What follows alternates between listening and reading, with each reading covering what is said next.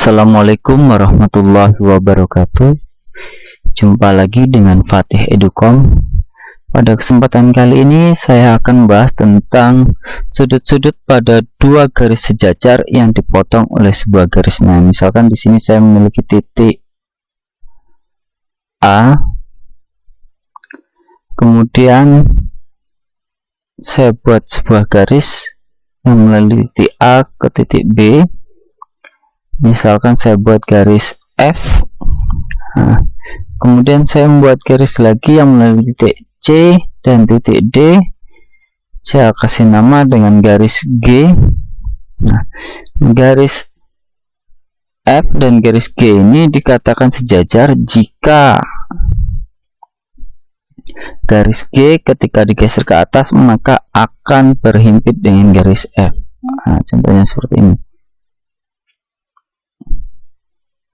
Nah, kemudian karena garis F dan garis G ini sejajar, maka kita akan membuat sebuah garis yang berpotongan dengan garis sejajar tersebut. Misalkan saya membuat garis yang melalui titik F dan titik E. Saya kasih nama garis H. Dua buah garis yang sejajar F dan G ketika berpotongan dengan garis H, maka akan terbentuk 8 buah sudut. Nah, di sini misalkan saya kasih nama sudut A, kemudian sebelahnya sini sudut B, ini sudut C, dan sampingnya lagi sudut D. Dan yang bawah juga ada 4, saya kasih nama sudut E, F, G, dan H. Dari 8 sudut yang terbentuk, sebenarnya hanya ada 2 besar sudut yang berbeda. Misalkan di sini ada A, itu besarnya sudut 114,1 derajat, dan yang B itu 65,9 derajat.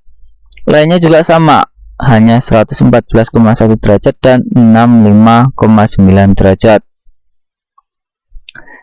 Kemudian kita akan buktikan bahwasanya dua garis sejajar yang dipotong oleh sebuah garis itu hanya memiliki 2 sudut yang besarnya berbeda.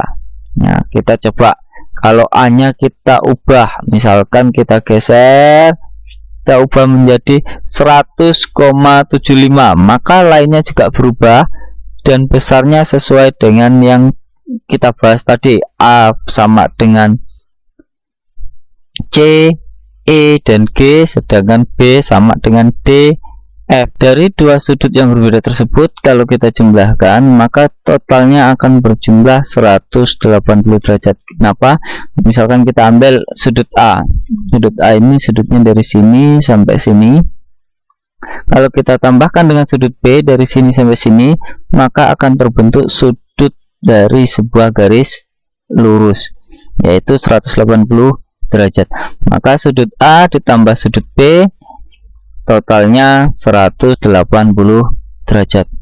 Begitu juga B ditambah C, maka akan terbentuk sudut dari garis lurus EF, maka totalnya juga 180.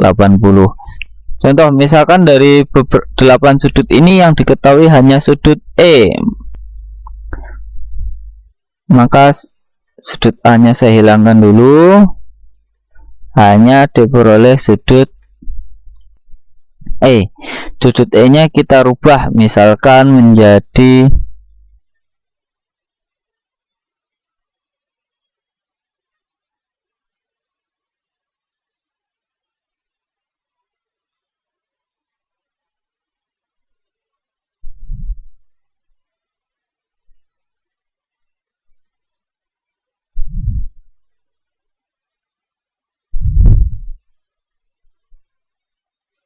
misalkan sudut E itu besarnya 117,9 derajat. Nah, maka kita akan cari besar sudut ABCD FGH. Caranya gimana? Kita cari dulu sudut pelurusnya. Misalkan kita cari sudut yang F di sini. Caranya 180 derajat dikurang dengan sudut E yaitu 117,9 derajat, maka hasilnya adalah sudut F yaitu sebesar 62,1 derajat. Kalau sudah diketahui sudut F dan sudut E, maka sudut yang lainnya dapat kita tentukan dengan mudah. Contoh, sudut E ini sehadap dengan sudut A, maka sudut A berarti besarnya juga sama 117,9. Kemudian sudut B ini pelurus dari sudut A, maka nilainya sama dengan sudut F yaitu 62,1 derajat. Sudut C ini juga pelurus dengan B atau bertolak belakang dengan A, maka besarnya sama dengan A yaitu 117,9 derajat. Nah, sudut D ini bertolak belakang dengan B, maka nilainya sama dengan B yaitu 62,1 derajat. Selanjutnya G dan H. G itu berarti bertolak belakang dengan E, berarti nilainya sama yaitu 117,9, dan sudut H ini juga bertolak belakang dengan F, maka besarnya juga sama dengan F, 62,1 derajat. Kemudian ada beberapa istilah yang harus kita pelajari pada materi ini, yaitu yang pertama adalah sudut-sudut sehadap. Sudut-sudut sehadap itu artinya sudut yang memiliki arah yang sama. Misalkan sudut A. Sudut A ini arahnya ke sebelah kiri atas. Nah, maka kiri atas menghadapnya ke sana, maka akan sehadapan dengan sudut E, yaitu ke kiri atas. Maka sudut yang sehadap itu besarnya sama. A dan E sama. Ke atas kanan B dan F besarnya sama.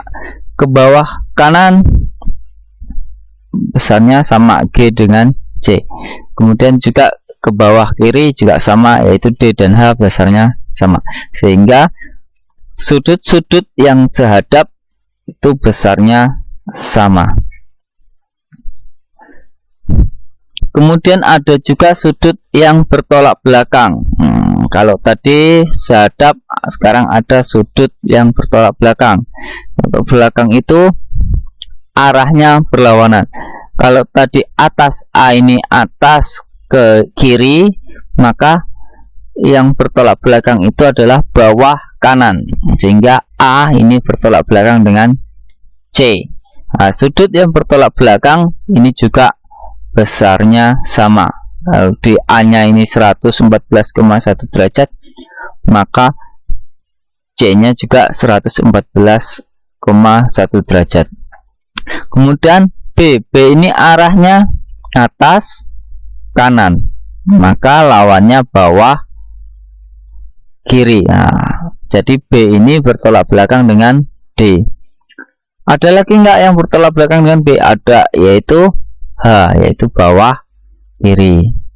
Yang bertolak belakang dengan A selain C ada juga, yaitu G. Selanjutnya sudut-sudut dalam perseberangan. Sudut-sudut dalam perseberangan adalah sudut-sudut yang ada di antara dua garis sejajar, yaitu garis F dan garis G, dan dipisahkan oleh garis pemotong yaitu garis H, dan besar sudutnya sama. Misalkan sudut D dengan sudut F, maka sudut D dan sudut F ini disebut sudut dalam perseberangan. Sedangkan kalau C itu dengan E, C dan E ini disebut sudut dalam perseberangan. Enggak, sudut dalam perseberangan itu besar sudutnya sama.